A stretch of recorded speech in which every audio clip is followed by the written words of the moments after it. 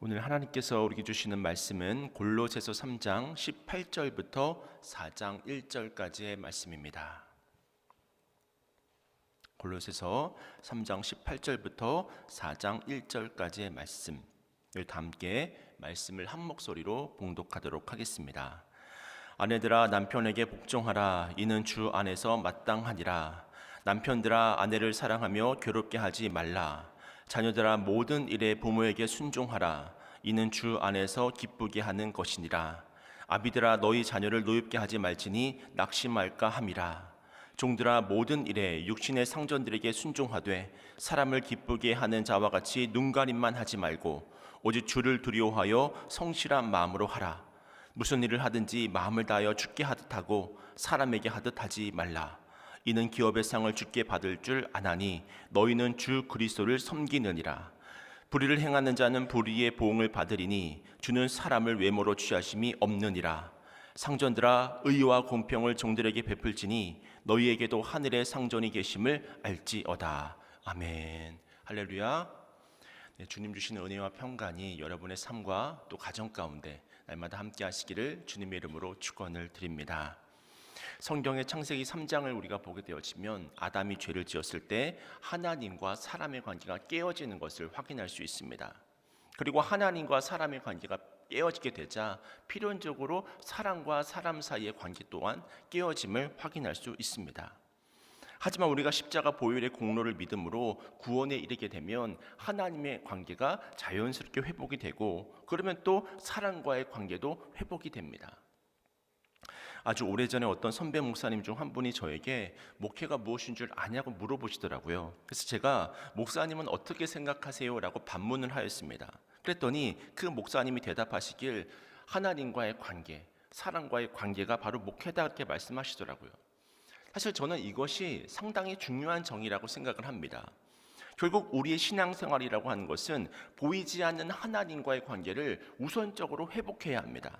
그리고 나서 눈에 보이는 이웃과의 관계를 또한 좋은 관계로 잘 맺어감을 통하여서 우리의 믿음을 늘 증거하는 삶을 살아야 한다고 하는 것입니다. 그런 의미에서 오늘 본문은 우리들이 살아가며 경험하게 되는 가장 기본적인 관계인 이 가정에서의 부부관계, 또 부모와 자녀와의 관계, 그리고 주인과 종의 관계를 다루고 있습니다. 그리고 이러한 순서를 보면 이 가정이라고 하는 주제가 하나님의 마음에 얼마나 큰 주제인지를 우리가 확인할 수 있다고 하는 것이죠.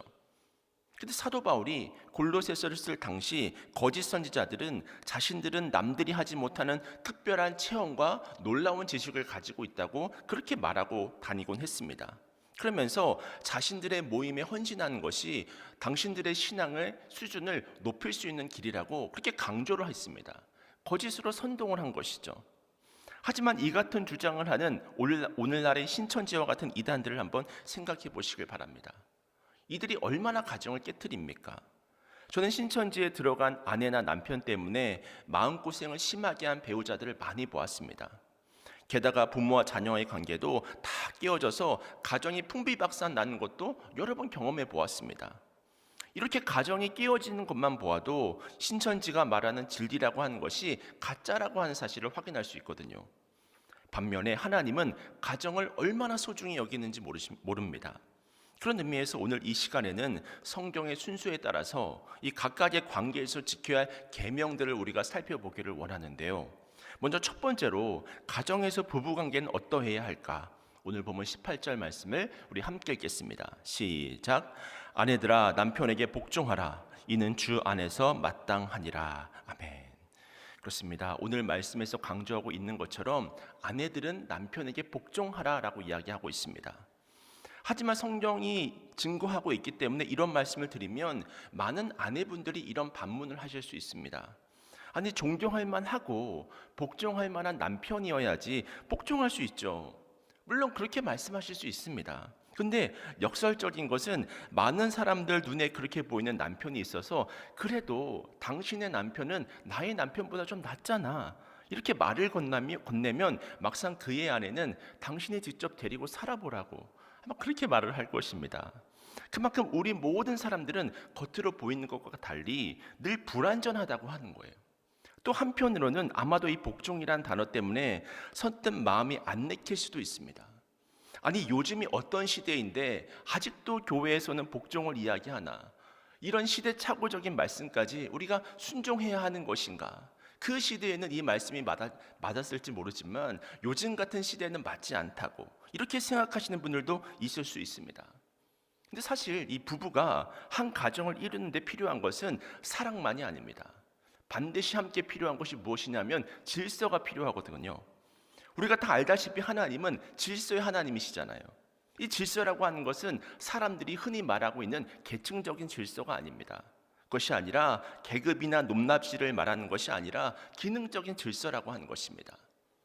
게다가 이 복종은 오늘 본문에 등장하는 이 세 가지 유형의 관계가 성립되기 위한 필수 조건이기도 합니다.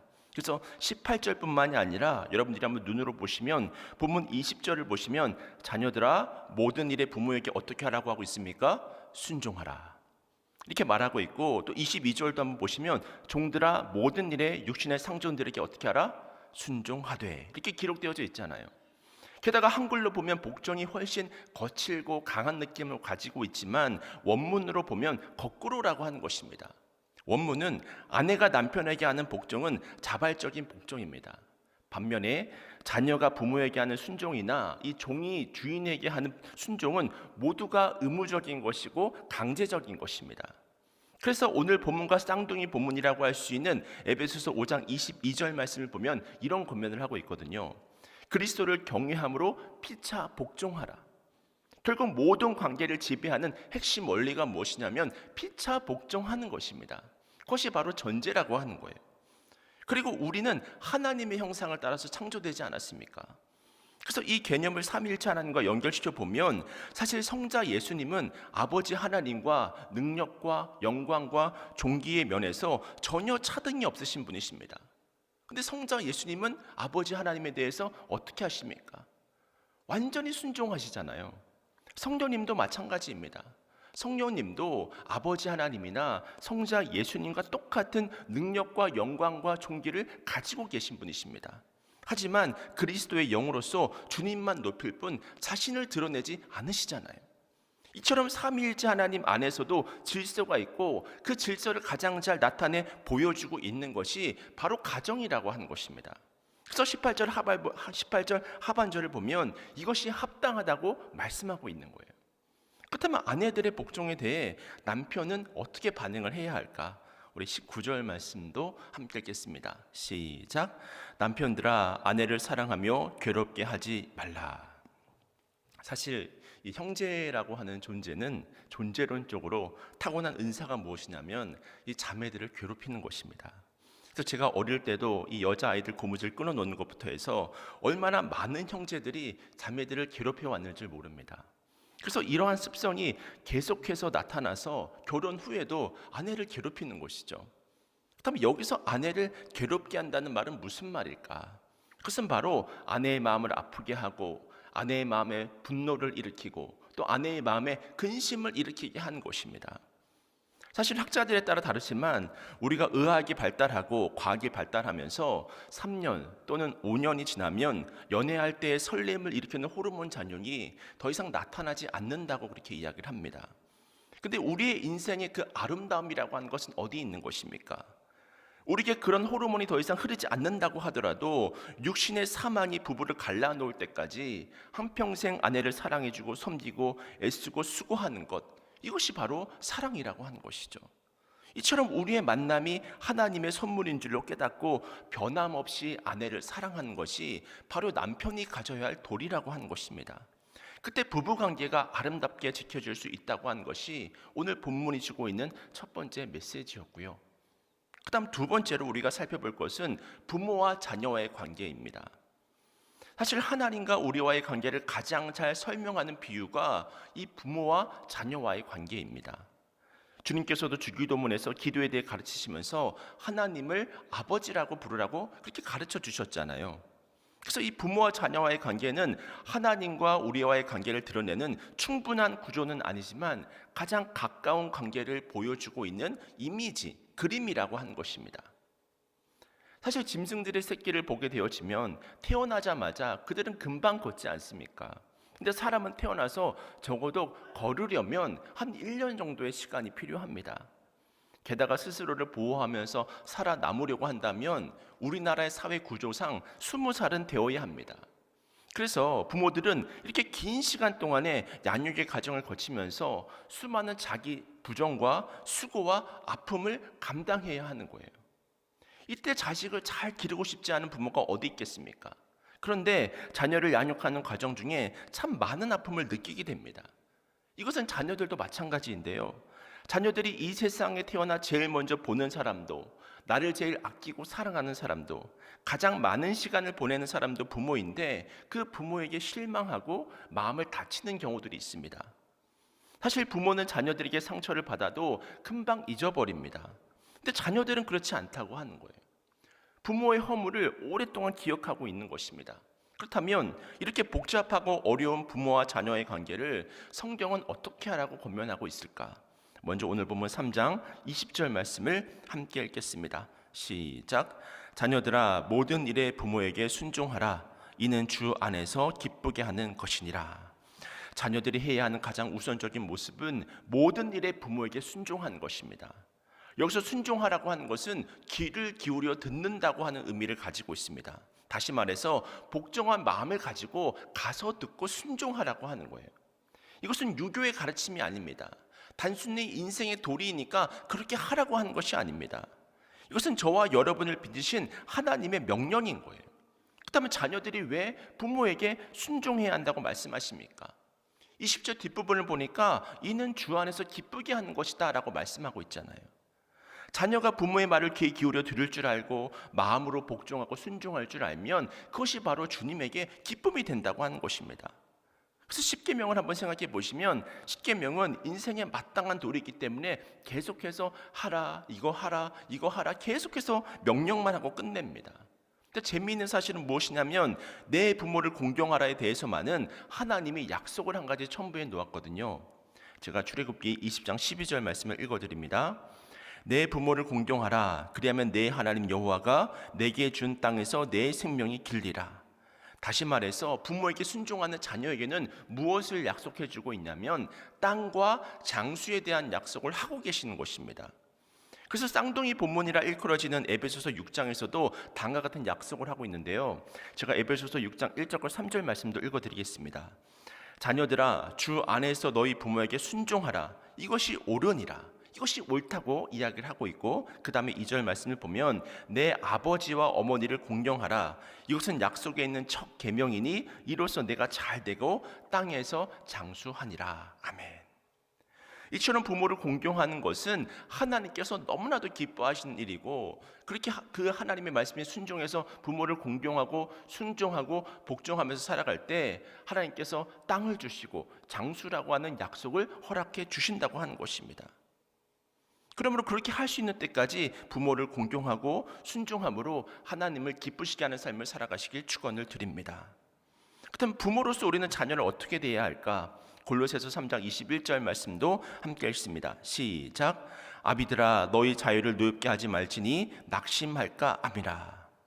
우리 부모들이 자녀를 양육하면서 제일 조심해야 될 것이 무엇이냐면 자녀들을 노엽게 하는 것이다 라고 이야기를 하고 있습니다. 부모가 자녀들을 분노하게 하고 상처 때문에 부르짖도록 만들고 오히려 가장 사랑하는 대상임에도 불구하고 아프게 만들 수 있다고 하는 거예요. 사실 자녀들은 어린 시기에 부모에게 전적으로 의존되어져 있지 않습니까? 이때 잘못하면 그 자녀를 분노케 만들 수 있습니다. 어떤 방법으로 우리가 그렇게 할 수 있을까요? 먼저 부모들의 과도한 기대는 자녀를 노엽게 합니다. 사실 부모로서 자녀에게 기대하지 않는 부모라고 하는 것은 아무도 없잖아요. 그러나 과도한 기대는 안 됩니다. 특별히 자신들이 하지 못했던 어떤 것들에 대해서 자녀들에게 기대해서는 안 됩니다. 만약 우리의 잘못된 기대가 투영되어져서 자녀들이 노여워지게 되면 우리의 자녀들은 그 노여움을 바깥으로 표출할 길이 없습니다. 바깥으로 표현하면 문제아로 인식이 되니까 안으로 끌고 오는 거예요. 그러면 어떻게 됩니까? 아이가 안에서부터 망가지는 거예요. 삐뚤어지고 굳은 성품으로 자라나게 됩니다. 그런 의미에서 과도한 집착은 버리셔야 되는 거예요. 또한 과도한 징계와 무관심도 자녀를 노엽게 합니다. 정당한 징계라고 하는 것은 너무나 필요한 거죠. 하지만 적절하다고 하는 것을 우리가 말은 할 수 있지만 이것이 적절한 것이다, 이만큼 해야 적절한 것이다, 그렇게 말할 수 있는 사람이 누가 있겠습니까? 그래서 우리는 늘 기도해야 합니다. 말씀의 거울 앞에서 자신을 돌아보면서 하나님의 지혜를 구해야 됩니다. 그러므로 할 수 있는 한 최선을 다해서 자녀를 향해서 적절한 선을 지키고 자녀를 보호하는 것이 바로 부모의 역할임을 말씀해 주고 있는 거예요. 만약 그렇게 하지 못해서 자녀가 노엽게 되면 어떻게 되냐면 자녀가 낙심하게 됩니다. 낙심을 한다고 하는 것은 열정을 잃어버리는 것입니다. 소망이 어려서부터 꺾여져 버리는 거예요. 이것이 이 사회에서 보는 수많은 역기능의 모습인 것입니다. 그런데도 불구하고 믿음이 있는 많은 부모들조차 자녀들을 세상적으로 성공시키기 위해서 얼마나 노력하는지 모릅니다. 그래서 자녀가 중학생, 고등학생이 되면 부모가 앞장서서 이 교회에 가지 못하게 막는 거예요. 그러면서 대학에 들어가서 마음껏 신앙생활하라고 조언하지만 한 사람이 신앙의 어떤 정체성이 형성되는 시기에 하나님의 말씀의 자리를 외면했기 때문에 교회 바깥에 더 관심을 가지고 오히려 장년이 되어서는 더 세속적으로 살아가게 되는 것입니다. 그런 의미에서 하나님께서 맡겨주신 우리의 자녀들이 하나님의 풍성한 은혜 아래 자라날 수 있도록 우리 자녀들을 이끌어야 할 그 책임이 바로 우리 부모에게 있는 것입니다. 하나님께서 우리는 이 부모는 이 자녀와 하나님 사이를 대신하는 대리자로서 세워주신 거예요. 그래서 그 사실을 인식하고 자녀를 잘 양육하며 나아갈 때 그때 모든 주님의 자녀들이 다윗과 같이 요셉과 같이 존귀한 주님의 자녀로 자라날 줄로 믿습니다. 마지막으로 이 새벽에 한 가지만 더 살펴보길 원하는데요. 오늘 본문은 이 주인과 종에 대해서도 이야기하고 있습니다. 먼저 골로새서 3장 22절 말씀 함께 읽습니다. 시작. 종들아 모든 일에 육신의 상전들에게 순종하되 사람을 기쁘게 하는 자와 같이 눈가림만 하지 말고 오직 주를 두려워하여 성실한 마음으로 하라. 아멘. 무슨 말입니까? 드러나 보이는 일만 하지 말고 마음을 쏟아서 성실하게 섬기라고 말씀하고 있습니다. 사실 우리는 직장 생활에서 월급을 받지만 그 당시 종이라고 하는 것은 월급을 받는 구조가 아니잖아요. 게다가 아무리 열심히 일한다고 하더라도 그 모든 그 노력의 결과물은 누가 다 가져갑니까? 주인이 다 가져가는 거예요. 그런데 내가 열심히 일할 아무런 동기가 없습니다. 그럼에도 불구하고 성경은 뭐라고 이야기를 하냐면 한 가지 더 말씀을 하시는데 그것이 바로 23절과 24절 말씀인데 우리 함께 23절과 24절 말씀 읽습니다. 시작. 무슨 일을 하든지 마음을 다하여 주께 하듯 하고 사람에게 하듯 하지 말라. 이는 기업의 상을 주께 받을 줄 아나니 너희는 주 그리스도를 섬기느니라. 사실 앞에 있는 본문도 상당한 내용인데 이 뒤에 있는 본문은 한 단계 더 나아가거든요. 여러분이 종으로서 하고 싶지 않은 일이 있잖아요. 그럼에도 불구하고 하나님은 무엇이라고 말씀하고 계시냐면 주께 하듯 하라고 말씀하고 계십니다. 왜냐하면 기업의 상을 주님께서 책임져 주시기 때문이다라고 이야기를 하고 있습니다. 근데 여기서 역설적인 부분은 사실 앞서 말씀드렸다시피 종들이라고 하는 것은 자신의 소유에 대한 개념이 없잖아요. 아이를 낳아도 주인의 것입니다. 그런 종들에게 주님이 기업의 상을 놓지 않고 받게 될 것을 말씀하고 계시지 않습니까? 사실 우리 육신의 상사라고 하는 것은 우리를 정직하게 평가할 수가 없습니다. 그래서 우리의 땀과 수고를 하나도 돌려받지 못해서 슬픈 눈물을 흘려야 할 때도 있습니다. 하지만 오늘 본문의 약속은 무엇이냐면 하나님이 우리 인생의 완전한 재판관이 되셔서 우리의 눈물을 보신다고 하는 거예요. 죽게 하듯 섬기는 그 충성된 모습을 주님께서 지금도 보고 계시다고 하는 것입니다. 그리고 그 눈물이 허무하게 땅에 떨어지지 않고 반드시 기업의 상을 받게 될 것을 약속하고 계시는 거예요. 우리 이어서 25절 말씀도 함께 있습니다. 시작. 불의를 행하는 자는 불의의 봉을 받으리니 주는 사람을 외모로 취하심이 없느니라. 이처럼 주님은 사람을 외모로 취하지 않으십니다. 주님은 그가 일한 대로 상급을 베풀어 주시는 분이십니다. 사실 세상은 얼마나 왜곡이 있습니까? 어떤 때는 우리가 한 행위가 아무런 보상을 받지 못하는 것처럼 여겨질 수 있습니다. 또 어떤 때는 보상은커녕 열심히 죽게 하듯 최선을 다해서 충성되게 봉사했음에도 불구하고 내가 가진 그 모든 것들을 빼앗길 때도 있습니다. 하지만 그런 순간에도 저의 경우에는 하나님만 보시면 되지, 그 마음으로 순종하다 보면 어느 순간 살아나는 것을, 또 어느 순간 상황이 역전되는 것을 여러 번 경험해 보았습니다. 여러분도 이 사실을 기억하시고 주님이 아시는 섬김을 실천하실 수 있기를 축원을 드립니다. 그리고 이어서 성경은 주인들에게 말씀하십니다. 우리 마지막으로 골로새서 4장 1절 말씀을 함께 읽겠습니다. 시작. 상전들아, 의와 공평을 종들에게 베풀지니 너희에게도 하늘에 상전이 계심을 알지어다. 여러분 가운데 혹시 사업을 하시거나 또는 직장에서나 또는 일터에서 리더십을 발휘해야 되는 그런 위치에 계신 분이 계실까요? 그런 분들은 귀담아 들으시길 바랍니다. 우리는 무엇을 기억해야 되냐면 우리가 가진 그 자리라고 하는 것은 영원하지 않다고 하는 것입니다. 우리 인생의 진짜 주인은 누구십니까? 주님이십니다. 그런 의미에서 여러분이 사람들을 대하고 섬길 때 주님의 종을 섬긴다는 마음을 가지고 다가가야 합니다. 그러면 아무런 문제가 생길 것이 없습니다. 특별히 오늘 본문에서는 의를 종들에게 베풀라고 말합니다. 여기서 말하는 의라고 하는 것은 억울하지 않도록 만들라고 하는 거예요. 아무도 부당한 처우를 받고 있다고 느끼지 않도록 해야 될 역할이 리더십을 가진 사람에게 주어진 책무라고 하는 것입니다. 그리고 또 한 가지 강조하는 것은 무엇이냐면 공평을 이야기를 합니다. 공평이 무엇입니까? 편애하지 않는 거예요. 그렇게 의와 공평을 행하는 바른 고용인으로서 여러분에게 담당해 주신 그 책임을 감당해야 하는 것입니다. 그렇습니다. 우리는 얼마나 불완전한 세상을 살아가고 있습니까? 그럼에도 불구하고 불완전한 부부가 말씀에 순종하려 애를 쓰며 살아가고, 자녀는 부모에게 순종하고 또 부모는 자녀를 노엽게 하지 않습니다. 종은 죽게 하듯 최선을 다해서 맡겨진 사명을 감당하고, 또 주인은 하나님께서 일시적으로 맡겨주신 것임을 깨닫고 그 권위와 책임을 가지고 의의를 가지고 또 공평을 가지고 종들을 다스립니다. 그러면 아무리 완전하다고 하더라도 만들어낼 수 없는 너무나도 귀하고 복된 열매들이 그 관계들을 통해서 가정과 또 일터에서 만들어질 줄로 믿습니다. 하나님의 섭리와 개입하심으로 말미암아 불완전한 우리 위에 하나님의 특별한 은혜가 위로부터 부어지는 그 은혜가 우리의 삶 가운데 임하는 것입니다. 그런 의미에서 그동안 여러분이 여러 번 실패했고 하나님이 나를 외면하는 것처럼 보이는 그런 삶의 현실 속에서도 끝까지 주님의 말씀에 순종하는 삶을 살아가시길 바랍니다. 그러므로 여러분의 가정이 회복이 되고 여러분의 기업이 회복이 되고 또 여러분의 일터가 속한 모든 삶의 자리가 그 속에서 하나님의 나라가 경험되는, 그렇게 날마다 승리하는 삶을 살아가시는 여러분 모두가 되시기를 주님의 이름으로 축원을 드립니다. 다 함께 이 시간 들었던 말씀 붙들고 기도하도록 하겠습니다. 오늘 본문이 말씀하고 있는 세 가지 경우에 공통적으로 쓰인 단어가 바로 복종과 순종이라고 하는 단어입니다.